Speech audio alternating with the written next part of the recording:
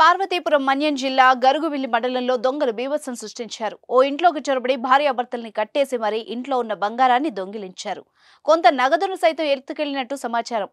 అసలు విషయం ఏంటంటే పార్వతీపురం మన్యం జిల్లా గరుగువిల్లి మండలం కడ్గవలస కూడల్లో సోమవారం వేకోజామున Sriramamurthy Naidu rice mill owner ఇంట్లో దొంగతనం జరిగింది.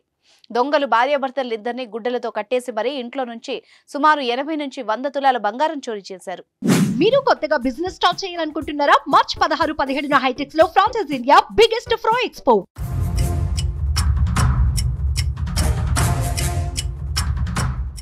ఇంట్లో ఎవరూ అరవకుండా ఉండేందుకు భార్యాభర్తల నోట్లలో గుడ్డలు కుక్కి మరీ దొంగలు ఈ ఘటనకు పాల్పడ్డారు. అనంతరం సీసీ కెమెరాలకు సంబంధించిన హార్డ్ డిస్క్ ను కూడా పట్టుకెళ్లారు. ఇంట్లో ఉన్న సామాగ్రిని చిందరవందరగా పడేశారు. ఇంట్లో భార్యాభర్తలు తప్ప ఎవరూ లేకపోవడంతో ఇదే అదునుగా భావించి చోరీ చేశారు. భార్యాభర్తలు భయాందోళనకు గురవడంతో దొంగలు తమ పని కాల్చేశారు. సమాచారం అందుకున్న పోలీసులు కేసు నమోదు చేసి దర్యాప్తు చేస్తున్నారు.